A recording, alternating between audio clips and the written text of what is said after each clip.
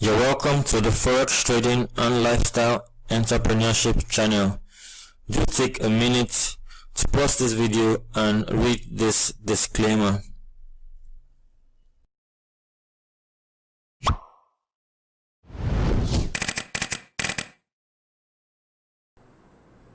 Hi there, it's Victor here once again, and in today's video we will be looking at rectangles, how to identify and trade rectangles. Okay, of course, you know we've been treating chart patterns, the series on chart patterns.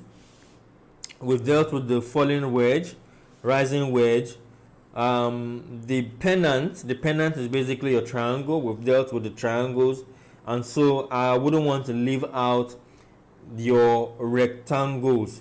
Okay, so there are two types of rectangles. You have the bullish rectangle and you have the bearish rectangle. Okay, so just like the triangles, your rectangles serve as continuation patterns, but whenever they fail, they also serve as reversal patterns. And so this is what your rectangle looks like.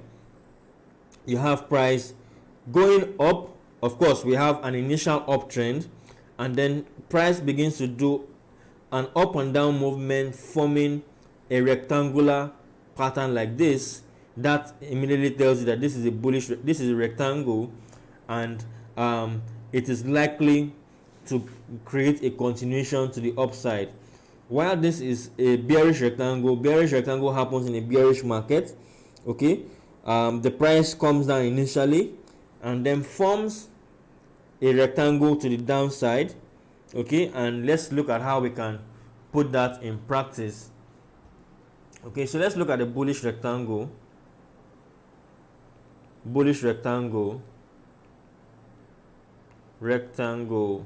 So a bullish rectangle initially is hinting on a continuation. Okay, so you have price going up, okay, and then it's maybe a strong uptrend, and then you start seeing, let me reduce this, a strong uptrend there, and then you start seeing something like this. It's not doing a lower high, it's not doing a higher high, it's just going up, down within the same zone. Okay, within the same zone.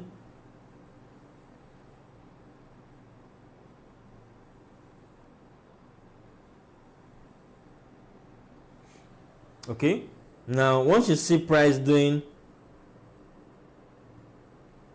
this within, going back to between support and resistance, it's just bouncing between support and resistance. Okay, note that this moves down. They don't all have to be on the exact same line.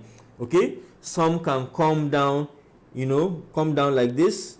Some can go up like this, while this one stays here.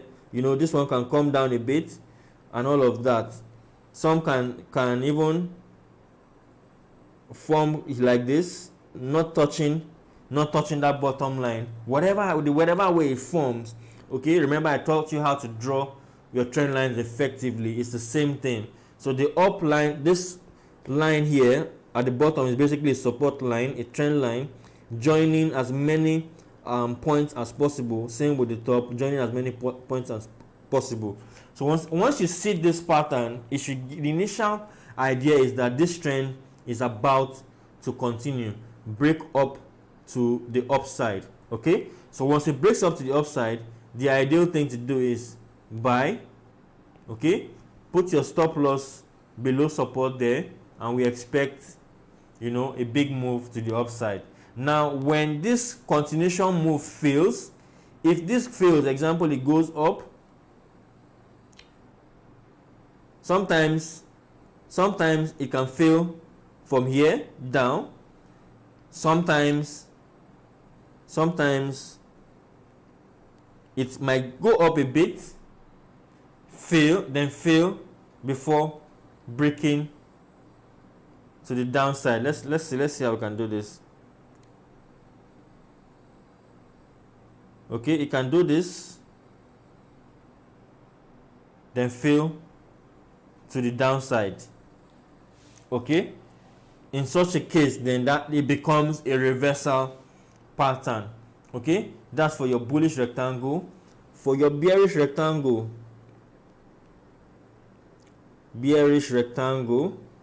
that happens in a downtrend. Okay, so you have a move like this. Okay, but once you start seeing price going up, down, between support and resistance like this, doesn't have to be on the same line, but once you see it doing a sideways, this is your rectangle.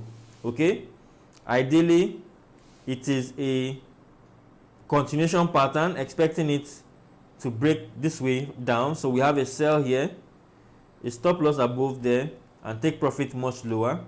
But if this fails, okay, if it fails, so let me erase that. In the case where it fails,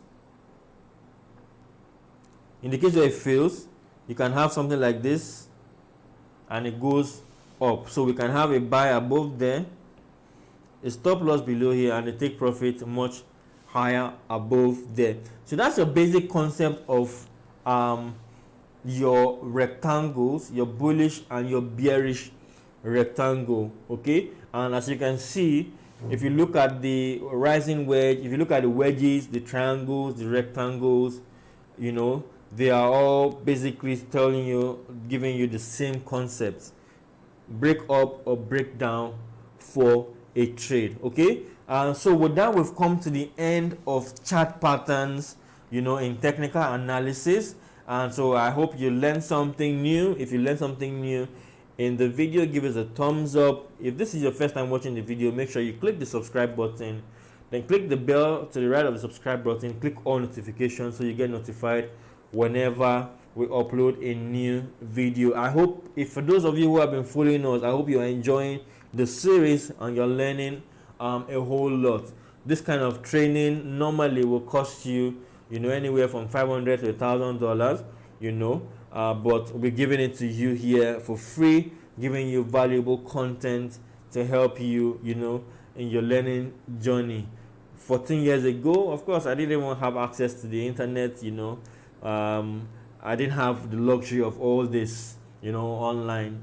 It was a whole lot of trial and error, going to cyber cafes, you know, downloading materials, printing materials, going back home to read. I didn't have a laptop and all that. So for you, it's so much more easier now, you know, to make a lot of progress. All right, so we've come to the end of chart patterns.